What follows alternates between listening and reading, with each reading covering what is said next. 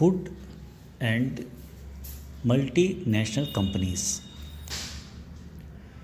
Ethics in business practices has never been a particular concern with the multinational companies, especially when it comes to selling their products in developing countries with large populations. The profits or turnover of the multinational companies often exceeds the GDP of the countries they operate in, and they throw all ethics to the winds. It was found that in Switzerland, the baby Cerelac has no added sugar, while in Senegal and South Africa and the Philippines, it has almost 2 to 3 teaspoons. The product is fed to babies between 1 to 6 months old. Consumption of too much sugar at a young age can have long term consequences like affecting the brain. In 2021, newspapers exposed an internal document of the company which revealed that 60% of its food and drinks portfolio, baby formula, and coffee, failed to meet recognized health standards. International standards forbid added sugar in foods for infants under the age of 3.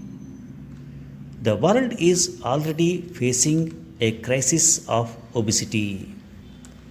To tackle this, inculcating healthy eating habits since infancy is essential. Feeding sugary foods at infancy and childhood make a person dependent on sugar for the rest of his life with the associated health problems. In 2015, the central government sought a compensation of rupees 285 crore and punitive damages of rupees 355 crore from Nestle under the Consumer Protection Act when its popular product Maggi was found to contain a dangerous chemical monosodium glutamate MSG and lead content exceeding by 1000 times. Maggi sales accounted for 25% of Nestle's profit, and Nestle was forced to withdraw 38,000 tons of Maggi noodles from the market. Developed countries with better regulation and public awareness are in a better position to control them.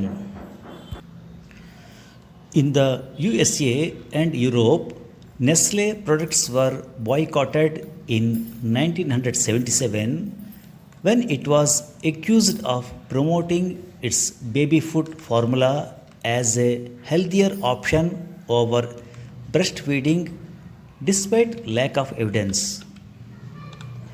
This kind of response is hardly likely in India.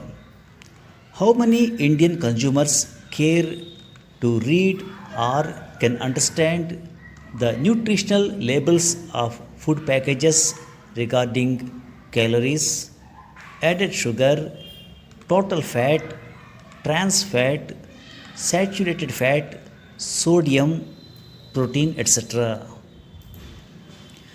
While processed foods mostly use salt as the major preservative, ultra processed foods are often high in fat, sugar, and sodium and enhanced with flavorings artificial sweeteners, and other additives. They are increasingly being consumed by people, especially for their convenience, to youth who face tremendous work pressure that leave them little time to cook their own meals. Demonizing shelf ready foods could limit access to and cause avoidance of nutritious foods.